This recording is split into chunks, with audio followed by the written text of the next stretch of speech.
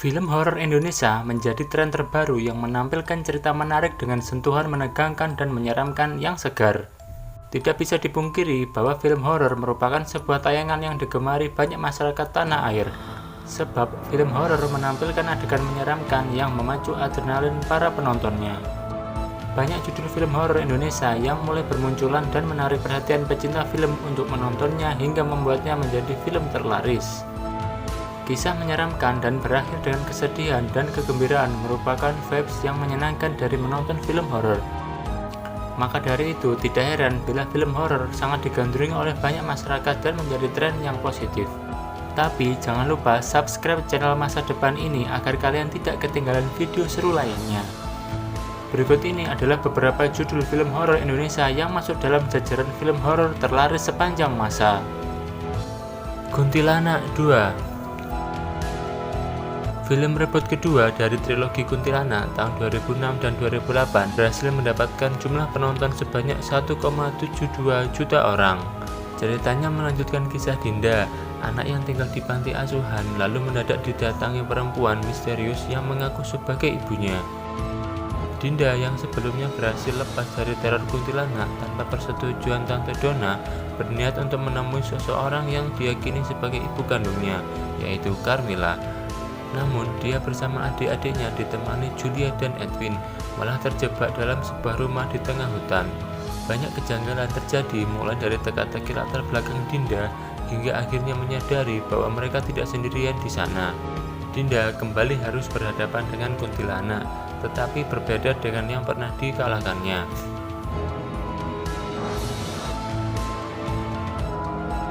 Makmum 2.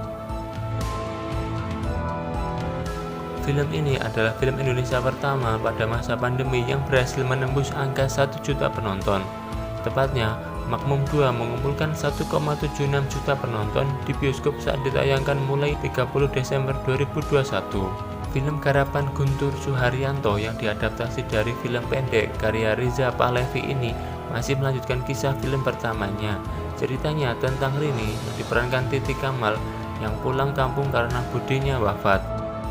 Namun di sana anaknya tiba-tiba hilang dan Rini pun harus kembali berhadapan dengan sosok gaib. Penulis skenario film ini adalah Rafki Hidayat dan diproduksi oleh Blue Waters Films serta The Company.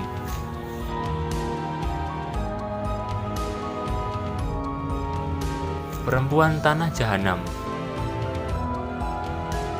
Film horor Indonesia Perempuan Tanah Jahanam sukses menarik penonton sebanyak 1,7 juta lebih. Dirilis pada tahun 2019, alur ceritanya berpusat pada Maya dan Dini yang sedang berjuang keras dan bertahan hidup di kota. Namun sayangnya nasib baik belum menghampiri keduanya. Hingga suatu hari Maya mendapat informasi dari kampungnya bahwa dia mendapatkan rumah warisan. Keduanya pun segera menuju kampung halaman Maya. Namun mulai terjadi banyak kejanggalan seperti banyaknya kuburan anak-anak hingga teriakan perempuan yang terdengar akan melahirkan.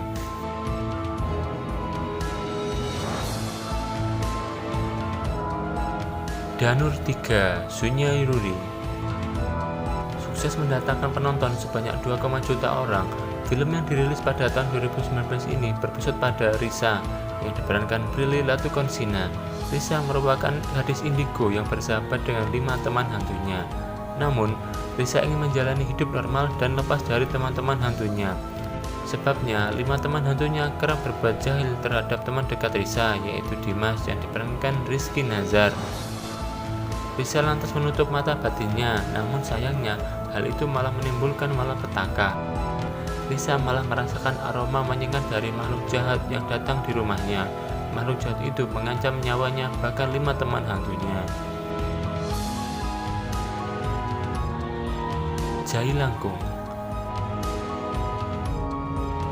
Jai Langkung merupakan film arahan Jose Purnomo dan Rizal Mantovani yang masuk di urutan film horor terlaris dengan meraih sebanyak 2,5 juta penonton di Indonesia.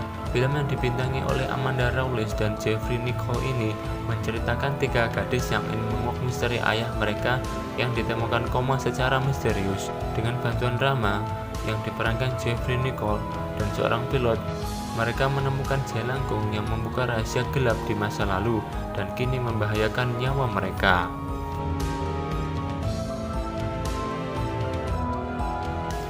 Danur 2 Maddah. Selanjutnya, sequel film horor Danur berhasil mengantongi sebanyak 2,5 juta lebih penonton saat penayangannya.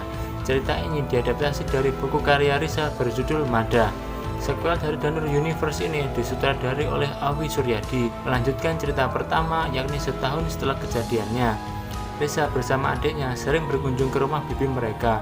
Beberapa kali mengunjungi rumah sang bibi, Risa menyadari bahwa Ahmad, suami dari bibinya, ternyata berperilaku tidak wajar. Kejadiannya ketika bibinya trauma setelah bertemu dengan arwah dan harus menjalani pengobatan. Risa diberitahu oleh sang pemandu mayat yang juga indigo untuk melakukan maddah jika ingin dapat mencium bau danur dari arwah yang kuat. Ternyata sang paman Ahmad diincar oleh wanita bernama Elizabeth, seorang arwah asal Belanda. Ia mengincar Ahmad karena ia ingin menggantikan dengan pacarnya yang mirip dengan Ahmad. Film ini berhasil mendapatkan 2,5 juta penonton. Danur I Can See Ghosts. Film selanjutnya yang berhasil menempati posisi keempat film horor terlaris di Indonesia adalah film Danur yang diproduksi pada tahun 2017.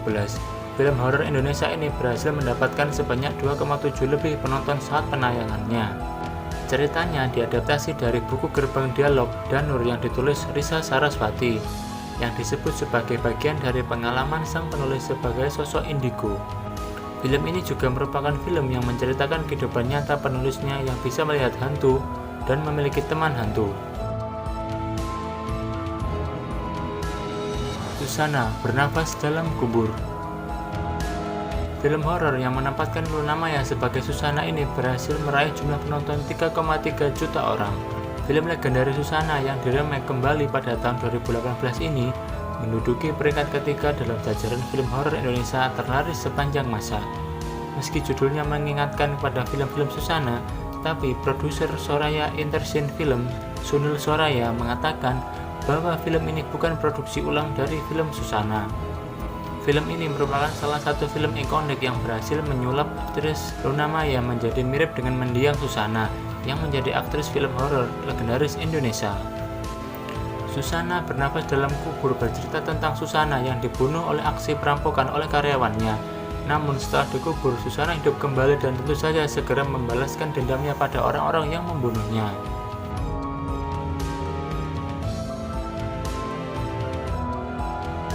Pengabdi Setan.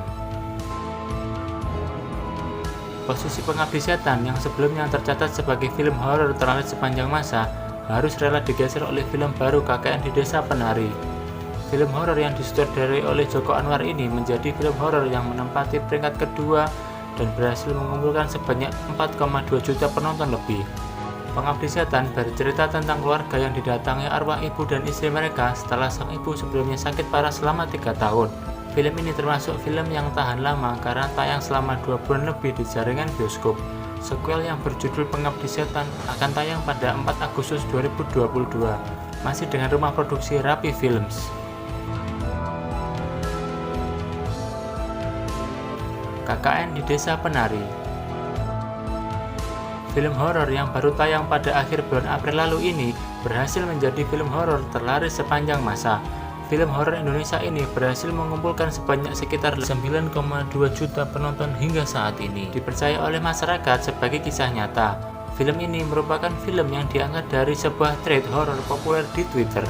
Film ini diadaptasi dari cerita viral milik Simple Man tentang 6 mahasiswa yang melakukan kuliah kerja nyata atau KKN di sebuah desa, lalu terkena kutukan karena ada yang melanggar aturan di desa tersebut.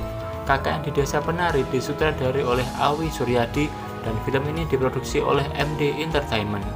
KKN di Desa Penari menumbangkan Pengabdi Setan, film garapan sutradara Joko Anwar yang sudah bertengger di posisi puncak selama 4 tahun atau sejak 2017.